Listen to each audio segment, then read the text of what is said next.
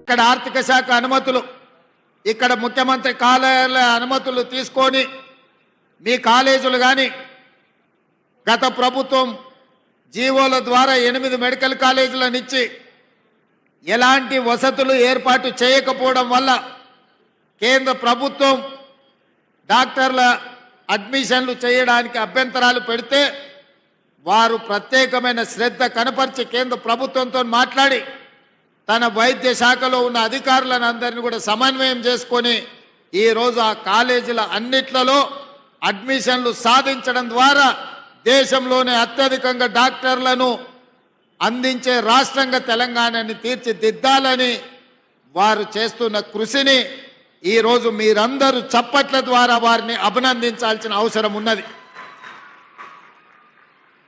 ఎందుకంటే సంబంధిత శాఖ మంత్రికి చిత్తశుద్ధి, పట్టుదల, పని చెయ్యాలన్న ఆలోచన, పని పట్ల అవగాహన ఉన్నప్పుడే ఈ కార్యాచరణ ముందుకు వెళ్తుంది. ఆ మంత్రి గారికి చిత్తశుద్ధి లోపించినా, అవగాహన లేకపోయినా తీసుకుంటున్న నిర్ణయాలు లోపభూయిష్టంగా ఉండే అవకాశం ఉంది. అందుకే ఈరోజు ఒక మంచి మంత్రిగా సమర్థవంతంగా ఈ శాఖను నిర్వహించడమే కాకుండా శాఖలో ఉన్న సిబ్బందిని అందరిని కూడా సమన్వయం చేసుకుంటూ వారు ముందుకు వెళ్తున్నారు. అందుకే ఈ వేదిక మీద నుంచి మీకు అందరికీ తెలుసు, 60 సంవత్సరాల ఆకాంక్ష, లక్షలాది మంది నిరుద్యోగ యువకులు ఉద్యమకారులుగా మారి వందలాది మంది ఆత్మ బలిదానాలు చేసుకొని తెలంగాణ రాష్ట్రాన్ని సాధించినాం. తెలంగాణ ఉద్యమంలో ప్రధానంగా ఆనాడు తెలంగాణ యువత నినదించింది తమ ఉద్యోగ నియామకాల కోసం. రాష్ట్రంలో ఖాళీలుగా ఉన్న ఉద్యోగ నియామకాలు, ఉమ్మడి రాష్ట్రంలో తెలంగాణకు అన్యాయం జరుగుతుందని చెప్పి తెలంగాణ యువత మొత్తం లక్షలాదిగా రోడ్ల మీదకి వచ్చి ఉద్యమ బాట పట్టి తెలంగాణ రాష్ట్రాన్ని సాధించుకున్నారు. మేమందరం ఆశించినాం, గత ప్రభుత్వం అధికారులకు వచ్చిన తర్వాత రాష్ట్ర ప్రభుత్వంలో ఉన్న అన్ని ఖాళీలను శాఖల వారీగా సమీక్షించి అన్ని శాఖలలో ప్రభుత్వ ఉద్యోగ ఖాళీలను భర్తీ చేస్తారని. కానీ 10 సంవత్సరాలల్లా భర్తీ చేయకపోను నోటిఫికేషన్లు ఇస్తే ప్రశ్నాపత్రాలు జిరాక్స్ సెంటర్లలో అమ్ముకునే పరిస్థితి. అది గ్రూప్ 1 కావచ్చు, గ్రూప్ 2 కావచ్చు, గ్రూప్ 3 కావచ్చు, గ్రూప్ 4 కావచ్చు, లేకపోతే టీచర్ల నియామకాలు కావచ్చు, పోలీస్ సిబ్బంది నియామకాలు కావచ్చు, పారామెడికల్ సిబ్బంది నియామకాలు కావచ్చు. ఏ రోజు కూడా ప్రభుత్వం చిత్తశుద్ధితో, ఏకాగ్రతతో ఈ నియామకాలను చేపట్టన్న ఆలోచన ఆనాడు చెయ్యలేదు. అందుకే వేలాది ఖాళీలు అట్లే ఉంటే ఆనాడు నేను ఒక మాట చెప్పిన, 10 సంవత్సరాలు ఓపిక పట్టిండ్రు, 2 సార్లు అవకాశం ఇచ్చిండ్రు. వారికి చిత్తశుద్ధి లేదు, ఈ ఖాళీలను భర్తీ చెయ్యరు. అందుకే కుర్చీలలో కూర్చున్న వాళ్ళ ఉద్యోగాలను ఖాళీ చేయిస్తే వాళ్ళ ఉద్యోగాలు ఊడగొడితే మీ ఉద్యోగాలు వస్తాయని ఆనాడు నేను చెప్పడం జరిగింది. ఆ మాటను నమ్మి విశ్వసించి ఆ కుటుంబంలో ఉన్న వాళ్ళను ఉద్యోగాల నుంచి మీరు బర్తరఫ్ చేసినందుకు, మీరు ఉద్యోగాల నుంచి వాళ్ళని రిమూవల్ ఆర్డర్ ఇచ్చినందుకు ఎంబడే వచ్చిన కొద్ది రోజుల్లోనే మీ ఉద్యోగ నియామక పత్రాలు మీ చేతికి వచ్చినాయి. ఈరోజు ఈ వేదిక మీద నుంచి అధికారికంగా ఈరోజు నేను మీ ముందు గర్వంగా నేను చెప్పదలుచుకున్నా, 1947 15 ఆగస్టు భారతదేశంలో కావచ్చు, సెప్టెంబర్ 17 1948 నుంచి ఏ ఒక్క సంవత్సరంలో ఈ 75 సంవత్సరాల స్వతంత్ర భారతదేశంలో ఒక రాష్ట్రం ఒక్క సంవత్సరం లోపల ప్రభుత్వ ఉద్యోగాలు 50,000 పైన నియామకాలు చరిత్రలో జరగలేదు. మొదటిసారి తెలంగాణ రాష్ట్రంలో మన ప్రభుత్వం, ప్రజాప్రభుత్వం, ప్రభుత్వ ఉద్యోగాలు 50,000 పైగా నియామకాలను చేపట్టి ఈ దేశ చరిత్రలోనే ఒక గొప్ప చరిత్రను నెలకొల్పడం జరిగింది. ఈరోజు అందుకే నిరుద్యోగ యువకులు ప్రభుత్వం నోటిఫికేషన్ ఇచ్చిందంటే 100% పరీక్షలు నిర్వహించి ఫలితాలను ప్రకటించి ఉద్యోగ నియామకాలు పత్రాలు అందజేస్తారని ఈ ప్రభుత్వం మీద సంపూర్ణమైన విశ్వాసం, నమ్మకంతో, ఏకాగ్రతతో చదువుకుంటూ ఈరోజు పోటీ పరీక్షలకు ఈరోజు ప్రిపేర్ అవుతున్నారు. దానికి ఉదాహరణ టీచర్ల నియామకం. డిఎస్సి నోటిఫికేషన్ ఇచ్చినప్పుడు ఎన్నో రకాల అనుమానాలు, ఎంతోమంది పరీక్షలు వాయిదా వేయాలి అని రోడ్ల మీదకి వచ్చారు. కొంతమంది రాజకీయ ప్రేరేపితమైన కృత్రిమంగా ఆందోళనలు చేపట్టిన. నేను ఖచ్చితంగా చెప్పిన, గత 10 సంవత్సరాలలో ఉద్యోగ నోటిఫికేషన్ల కోసం, పోటీ పరీక్షల నిర్వహణ కోసం లక్షలాది మంది రోడ్ల మీదకి వచ్చిన విద్యార్థులారా, మీరు ఆలోచన చేయండి. పరీక్షలు వాయిదా వేస్తే ప్రభుత్వంలో ఉన్న వాళ్ళకు పోయేది ఏమీ లేదు. పరీక్షలు వాయిదా వేస్తే మీ కాలం, మీ జీవితం, మీ అవకాశాలు సన్నగిల్లుతాయి. మీ తల్లిదండ్రులకు మీ మీద, ప్రభుత్వం మీద నమ్మకం, విశ్వాసం పోతుంది.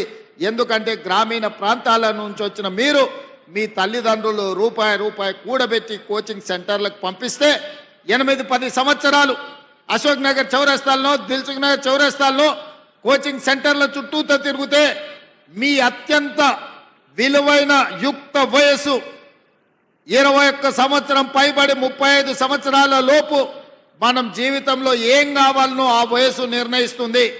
మనం డాక్టర్ అవుతామా, లాయర్ అవుతామా, ఇంజనీర్ అవుతామా, ఐఏఎస్ అవుతామా, ఐపీఎస్ అవుతామా, లేకపోతే ప్రజాప్రతినిధి అవుతామా, ప్రజాసేవకుడు అవుతామా, వ్యాపారంలో రాణిస్తామా అనేది 21 సంవత్సరాలు పైబడి 35 సంవత్సరాల లోపు మన భవిష్యత్తు నిర్ణయం జరుగుతుంది.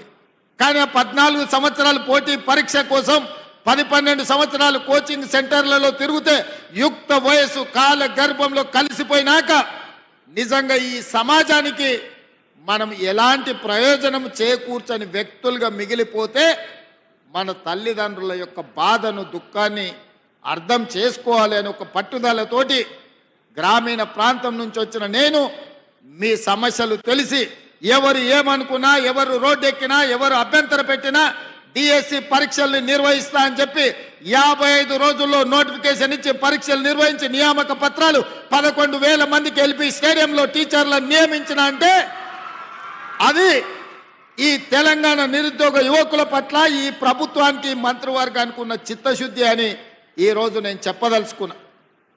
ఇవాళ 50,000 ఉద్యోగాలు ఇచ్చినామంటే ఇవాళ మా కుటుంబంలో మా మంత్రుల పిల్లలకో, మా ఎమ్మెల్యేల పిల్లలు మేము ఎవ్వరం ఉద్యోగాలు తీసుకోలేదు. 90% నాకు తెలిసినంత వరకు.